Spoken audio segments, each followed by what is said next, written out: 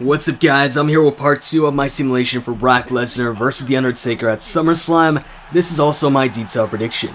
First off, I feel the match should have been made a no disqualification or no holds barred match. Because the WrestleMania 30 match, don't get me wrong, it's always going to be, remembered. But it's going to be remembered for the end result, Brock Lesnar breaking the streak.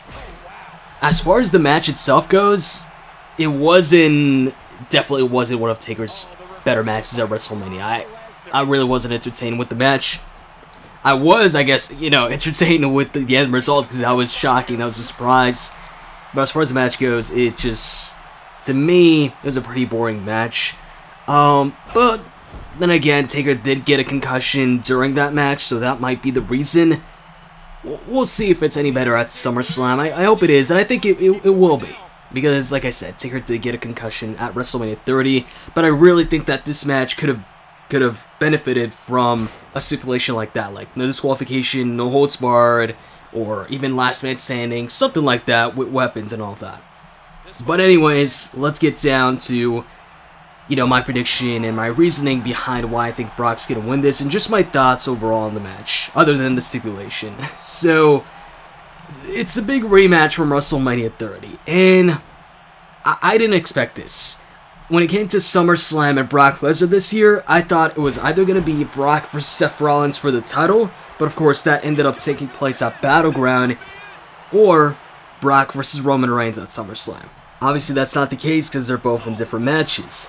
This was this came as a surprise. Actually, the weekend of Battleground, I was like, alright, maybe this will happen, because this dude on Reddit, who's been right about a bunch of things, went ahead and said that a Battleground in the main event, Taker's gonna appear. He ended up being right. So, now we've got this rematch right here, and I didn't think this match was gonna take place, at least not now, and I find that this is like a lose-lose situation. Because if Taker loses this match, he looks pretty weak, because he lost to Brock at WrestleMania. Not saying that makes Taker look weak, but Taker's the face here. Despite the low blows on Raw, the commentators are putting it over like, it's just Taker doing what he needs to do to go ahead and, compete with Brock, or to go ahead and get the advantage over Brock. And he's desperate now because, he did lose to Brock at WrestleMania when it came to the streak.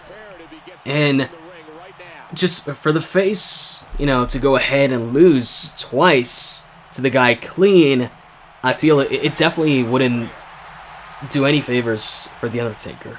I know The Undertaker since then has been Bray Wyatt at WrestleMania, but still, for the big face to go ahead and lose clean twice to Brock, and the thing is, I'm not saying that a face losing twice clean to somebody like Brock Lesnar, it makes them look weak.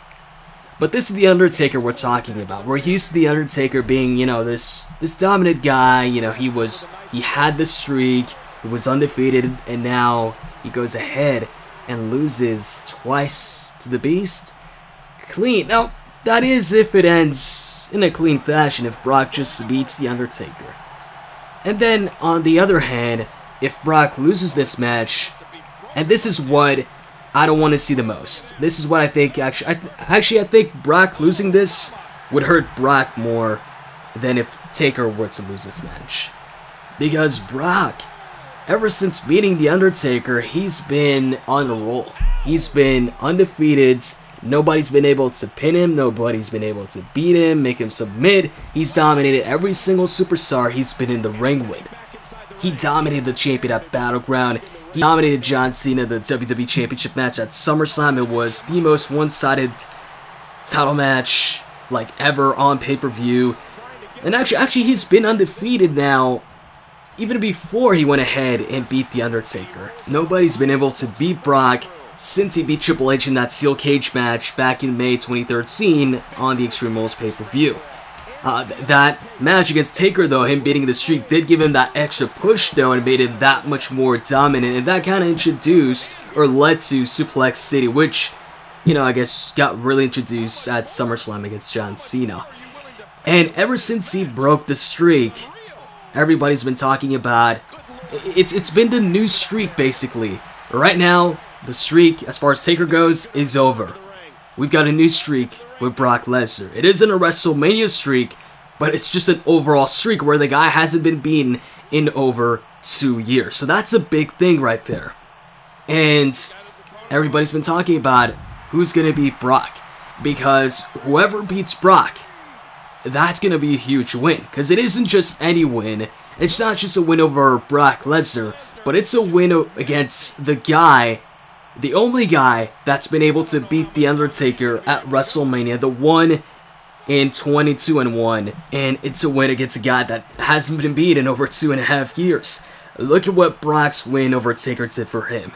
It made him go from Beast to Super Saiyan Beast. Nobody's been able to touch Brock since then, and he won the championship after beating The Undertaker. So, whoever beats Brock Lesnar, man, beating Brock Lesnar is going to be a huge opportunity to go ahead and push a new superstar and get a new superstar or superstar on the rise, you know, this huge push and just propel them to the WWE Championship and just bigger things.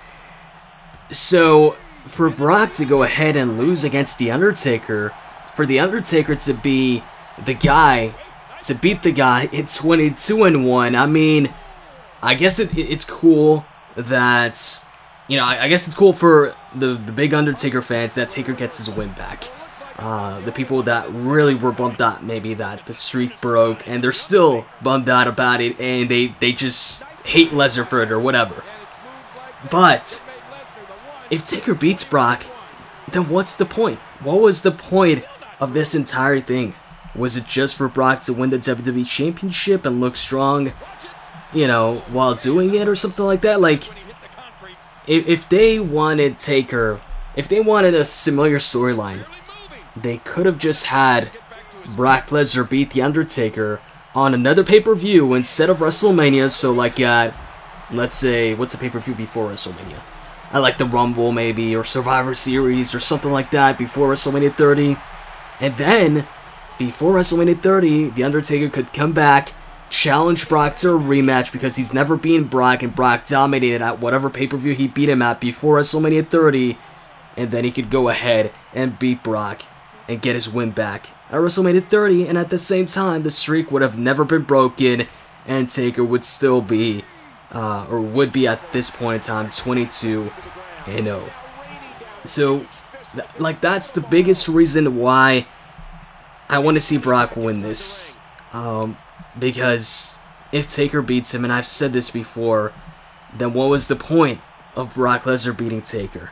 If Taker's just going to beat him back. Could have just had Brock beat him on another pay-per-view before, and Taker get his win back at WrestleMania 30, instead of the streak being broken by Brock. And it's not only that I want to see Brock win, but I also think Brock's gonna win, especially because of what's been happening the past couple of weeks, where Taker's been getting the best of Brock every single week. The only time he hasn't gotten the best of Brock didn't get the best of Taker, and it was that brawl between the two that got separated with all the security and the superstars and all of that. And because Taker has all that momentum going into it, maybe Brock gets the advantage over Taker at SummerSlam. But then again, the Raw before WrestleMania 30, Brock F5'd Taker, and he still won at WrestleMania 30.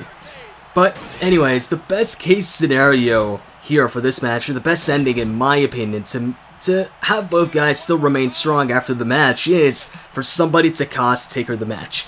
So what I could see happening, or what I'd like to see happen, is Taker hits Brock Lesnar with a third Tombstone Piledriver, and then everybody's like, oh, is Brock going to kick out, or is Taker going to get his win back now?